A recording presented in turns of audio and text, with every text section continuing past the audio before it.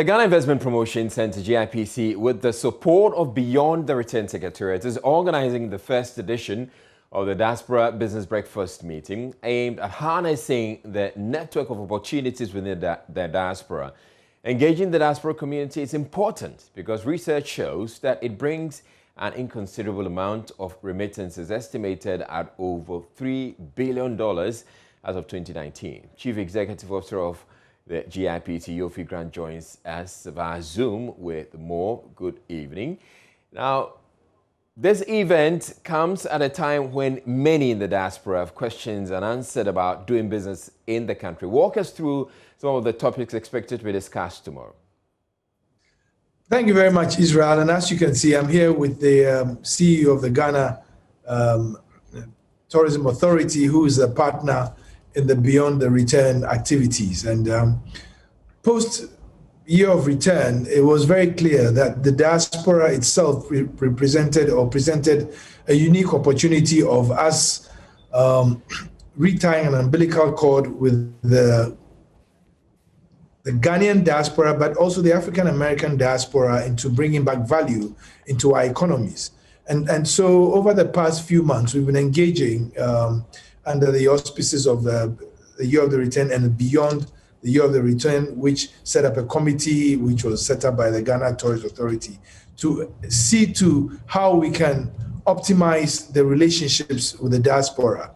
And additionally, earlier this year, the president, in a discussion on the diaspora and the engagement of the diaspora, also suggested that perhaps we should have an investment desk at the GIPC to focus on diaspora matters. And so we did set up the diaspora desk, and we're just only waiting for the policy to go through cabinet and be approved in parliament on the diaspora policy to make sure that we have all the necessary protocols in place to engage the diaspora in a structured way for investments and for national development. And so that is the reason that we are holding this first breakfast, which is a collaboration between GIPC, who indeed is a member of the Beyond the Return Committee, and then the Ghana Tourist Authority, which actually set up the Beyond the Return Committee. Now, the intention in the Beyond the Return Committee is not just financial. It has many perspectives, but all which impinge on economic development. So there's culture, there's arts, there's entertainment, and all these are business opportunities for us and for the diaspora. And so for us, it was important to do this first breakfast, especially under the auspices of the Ministry for Foreign Affairs and Regional Integration, which is the overall supervisor of this whole effort, and the Ministry of Finance and Economic Planning, who are part of seeing to the policy framework being done, as well as the Office of the Diaspora at the Presidency. And the breakfast will enumerate some of the issues that we have and that we've put together that we need to discuss or have a conversation about to make it smooth and easy for the diaspora to engage systematically and in a structured way in the economy. All right, thanks, Israel. I think Yofi has almost said it all. Basically, after the year of return, we needed to have that follow-up. People returned, and so what was the next logical step? And so putting together the various pillars that we have, people coming in, experiencing the country, creating proper pathways for people wanting to either visit Ghana or gain citizenship was quite essential.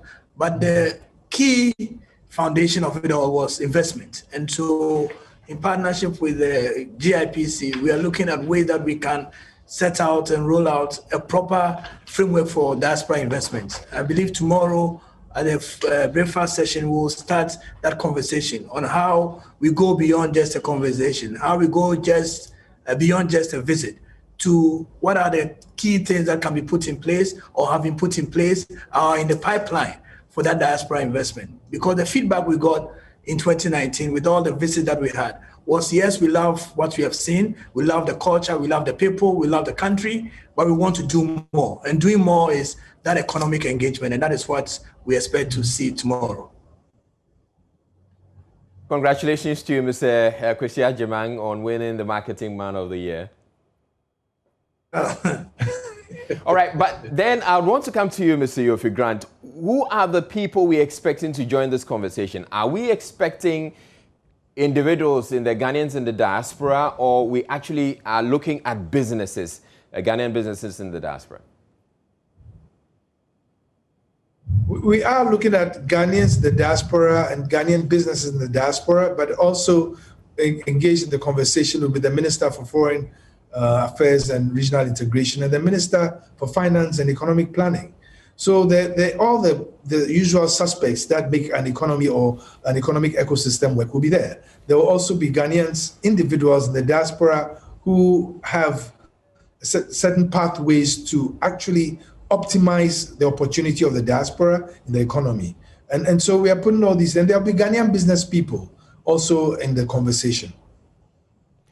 And indeed, a lot of the time, you mentioned the Ghanaian business people, but a lot of the time, the question that comes up or the concerns that comes up is that we tend to favor people who are coming from outside as against the Ghanaian businesses that are actually in country. Do we have any special arrangement for them?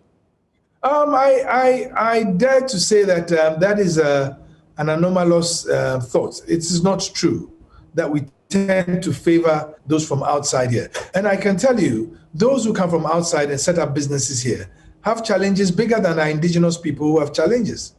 I mean, I know because I was part of Data Bank, which is a major investment or initiative that came from the diaspora. Ken Ofriatta himself was from the diaspora. Kelly Gajipu was also from the diaspora. And there are many more others who have come to Ghana to set up businesses and have struggled. Patrick Ewa from Ashesi is one, and there are many others.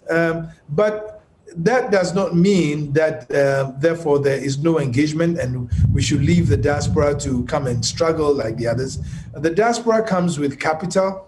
It comes with state-of-the-art management. It comes with new practice, global practices, which we all together learn. And so there's a certain mutuality that comes from the engagement. We also have on-the-ground experience and knowledge. So it's international capital matched with on-the-ground experience to make a mutually winning proposition.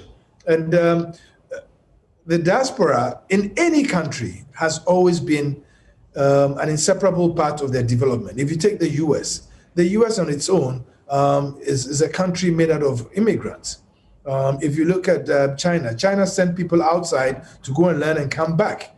The same with India, the same with many other countries. And you realize that many of those changes or the new things that happen in the countries were ideas brought in by the diaspora. We learn from each other.